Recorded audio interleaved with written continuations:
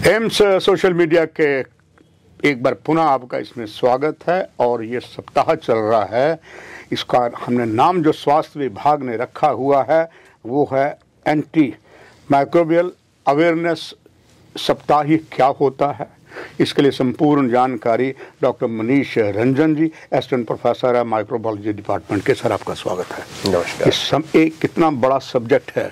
Covid में हमने doctor साहब बहुत कुछ सीखा, बहुत कुछ कोविड हमें सिखा भी दे गया, दर्द भी दे गया। खास अगर देखें जो एक बात बनती है दवाइयों में एंटीबायोटिक के ऊपर, उसका दुरुपयोग ज़्यादा होता है। दर्शकों के लिए ये जानना चाहूँगा कि ये जो एक सप्ताह मनाया जा रहा है, इसके मकसद क्या है, इसके आगे फिर और आपसे ज्ञान लेकर दर्शकों को देंगे। सर्वप्रथम मैं आपका और एम्स प्रशासन का धन्यवाद देता हूं जिन्होंने ये मौका दिया मुझे इस महत्वपूर्ण विषय के बारे में बोलने के लिए। अब अगर हम एंटी माइक्रोबियल अवेयरनेस वीक जो 18 से 24 नवंबर 2023 तक मनाया जाएगा, वो प्रति वर्ष मनाया जाता है। अगर हम इसकी समझने की कोशिश करें तो एंटी शब्द का मतलब होता है विपरीत। तो एंटी माइक्रोबियल जो माइक्रोब्स होते हैं विभिन्न प्रकार के, जैसे कि बैक्टीरिया, वायरसेस। जो बैक्टीरिया के विरुद्ध काम करते हैं उनको एंटी बैक्टीरियल कहते हैं, जो वायरसेस के लिए एंटी वायरल हैं। उसी प्रकार फंगस के विरुद्ध जो काम करते हैं, जो केमिकल दवाइयाँ, उनको हम एंटी फंगल बोलते हैं। इनका समूह को अगर हम लें इकट्ठा तो उनको हम एंटी माइक्रोबियल बोलते हैं। डॉक्टर साहब ये कितना ज़्यादा सीरियस है, और ख़ास करके बात इसी के आगे करते हैं। एंटीबायोटिक का दुरुपयोग जो है जमकर हो रहा है आम जनता की ओर से, कुछ और जगह से जी। इसके बारे में आपसे जानकारी दर्शकों के लिए। बिल्कुल। हम अगर इसकी गहराई तक इसको अगर हम फिगर्स के माध्यम से समझना चाहें तो आप इसको ऐसे एग्जाम्पल पे ले सकते हैं। अभी आपने कोविड की चर्चा की।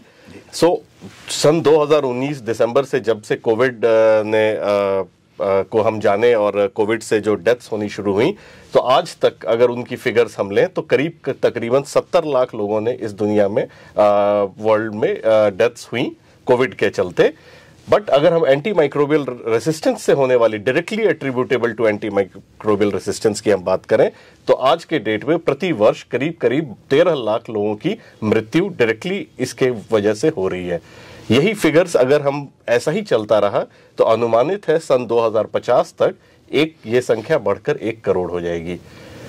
अंडर 5 मोर्टेलिटी की भी मैं बात यहाँ पे बताना चाहूंगा, जो बच्चों में बिल्कुल हम बात करें बिल्कुल। तो हर 5 में से 1 बच्चा अंडर 5 मोर्टेलिटी का कारण शिकार जो उनकी होती है वो एंटी माइक्रोबियल रेसिस्टेंस की वजह से होती है। जो उनको इन्फेक्शन होता है वो रेसिस्टेंस ज्यादा होने की वजह से होता है। डॉक्टर साहब आम देखा गया है जो बच्चा होता है, छोटे होते अगर कहीं उसको लूज मोशन हो जाए कुछ, उसके लिए बाकायदा सिंपल होता है आपका एंटीबायोटिक नहीं देना, ORS दे दिया, उससे बच्चा ठीक हो जाता है। पर थोड़ा समय लगता है तो परिवारजन परेशान हो जाते हैं, एक डॉक्टर को छोड़कर दूसरे पर जाते हैं। अब स्वाभाविक बात है उसको भी अपना देखना, वो कुछ में एंटीबायोटिक लिख देता है या कुछ और लिख देता है, और यही घातक आगे लगातार चलता जा रहा है। इसकी रोकथाम कैसे की जा सकती है? इसके लिए सबसे सिर्फ डॉक्टर की जिम्मेदारी ही नहीं है। इस माध्यम से मैं आपके हर श्रोतागण तक ये बात पहुंचाना जरूरी समझता हूं कि ये भागीदारी हर किसी की है, और ये कार्यक्रम को आज करने का मकसद भी हमारा यही है ताकि हर उस श्रोता तक हम पहुंच सकें, चाहे वो सामान्य नागरिक हो, चाहे वो हमारे फेलो प्रैक्टिशनर्स हों, वेटनेरियंस हों, हर किसी तक हम ये बात पहुंचा सकें कि इसकी क्या इंपॉर्टेंस है, क्या रोल है। जो मोस्ट इम्पॉर्टेंट चीज़ इसमें हमें ये करना चाहिए कि हमें अपने डॉक्टर पे भरोसा करना चाहिए। जब हम जा रहे हैं अपने डॉक्टर के पास अपने परिवारजन, अपने प्यारे जनों को लेकर उनकी बीमारी के स्थिति में, तो हमें इस बात को समझना चाहिए जो वो हमें बता रहे हैं। अगर उन्होंने हमसे कहा, जैसा आपने दस्त का उदाहरण लिया, तो बच्चों में ये बहुत आम बीमारी है, और करीब अगर देखा जाए तो 100 में से 90-95 बच्चों का जो दस्त है वो सेल्फ लिमिटिंग डिजीज है। आप उसमें कोई एंटीबायोटिक ना दें, सिर्फ ORS पिलाते रहें, बच्चे का रिहाइड्रेशन कंप्लीट रखें, तो बच्चा अपने आप वो 3 दिनों में अच्छा हो जाएगा, स्वस्थ हो जाएगा। बट हम अपनी तरफ से क्या करते हैं, either we are given antibiotics, या हम उसकी मांग करते हैं कि हमें आप डॉक्टर साहब कोई और दवाई दें। बिल्कुल। ये एक सबसे बड़ा कारण है। और इसके साथ साथ तो जिम्मेदारी हम डॉक्टरों की भी आती है कि हम भी ये बात अपने मरीज तक समझा पाएं कि देखिए ये एक सेल्फ लिमिटिंग डिजीज है, आपका बच्चा 2 दिन में अपने आप ठीक हो जाएगा, उसकी कंडीशंस ठीक हो जाएंगी। लेकिन इसमें संवाद की बहुत ज़्यादा ज़रूरत है और जनता तक इस संदेश को पहुंचने की बहुत ज़्यादा ज़रूरत है। डॉक्टर मनीष जी, उसमें सबसे बड़ा जो सौभाग्य है और मेरे लिए गर्व की बात है, एम्स जम्मू का है under the kind command of doctor शक्ति गुप्ता जी, और उसके आप जिस विभाग में हैं ये जनमानस से जुड़ा हुआ है, ना केवल इंसान के साथ, ये जानवरों के साथ भी जुड़ा हुआ है। अगर हम नॉन वेज की बात करें, बहुत सा जो नॉन वेज है वो खाया जाता है, जो चारा दिया जाता है वो भी ज़्यादा एंटीबायोटिक हो गया, चाहे दूध की बात हो, दूसरी बात हो। आपने संवाद करके आज के दिन को एक नया इतिहास बनाया है, जो एम्स में ये प्रमाणित कर गया है, एम्स शुरू होने से पहले इतना कुछ हो रहा है, जनता जागरूक हो रही है। जनता को इस संबंध में और जागरूक करने के लिए आपका असीम अनुभव जो है वो दर्शकों के लिए। जी, जैसा कि मैंने बताया कि ये एक मल्टी सेक्टोरल अप्रोच की हमें ज़रूरत है। न केवल भारत सरकार बल्कि वैश्विक स्तर पे इसकी के लिए काम किया जा रहा है। सभी ने वन हेल्थ का कंसेप्ट का जो एक लाया गया, जहां की इंडिविजुअल हेल्थ को हम पूरी इन्वायरमेंट और वेटनरी जो भी चीज़ें हमारे साथ जुड़ी हैं उनके साथ एक परिप्रेक्ष्य में, एक बड़े परिप्रेक्ष्य में देख रहे हैं। तो इस पे हमें काम करने की ज़रूरत है। जैसा कि एक कहावत है, think globally but act locally. तो हमें ये भी समझने की ज़रूरत है कि हमारी स्थिति, हमारी जगह पे सबसे ज़्यादा हमें क्या चीज़ परेशान कर रही है। सर्वेलेंस करने की ज़रूरत है हमें, कि हम बता पाएं कि ये पॉकेट है हमारे जहाँ पे रेजिस्टेंस के फिगर्स बहुत हाई हैं। और ये तभी संभव होगा जब हर किसी का योगदान होगा। डॉक्टर अपना योगदान करें, चाहे वो रैशनल प्रिस्क्रिप्शन से रिलेटेड हो, चाहे वो छोटी सी चीज़ है हैंड हाइजीन जिसको हमने इतनी तवज्जो दी, उसका प्रैक्टिस करें। कोविड में हमने हर घर में हर बच्चे ने हैंड वॉशिंग को इतने अच्छे से किया, अब हम उस अच्छी आदत को हमें छोड़ना नहीं चाहिए। बहुत सारी बीमारियों को रोकथाम करने में हैंड हाइजीन मदद करेगा। अस्पताल के स्तर पे अगर हम बात करें, सो इन्फेक्शन कंट्रोल पॉलिसी मेंटेन करना बहुत ज़्यादा ज़रूरी है और वो हमें उसको रोबस्ट रखना हर हाल में ज़रूरी है। ये मेरा कहना हो। और डॉक्टर मनीष जी, ये सारा कुछ एम्स के माध्यम से हो रहा, जो नया इतिहास बन रहा है।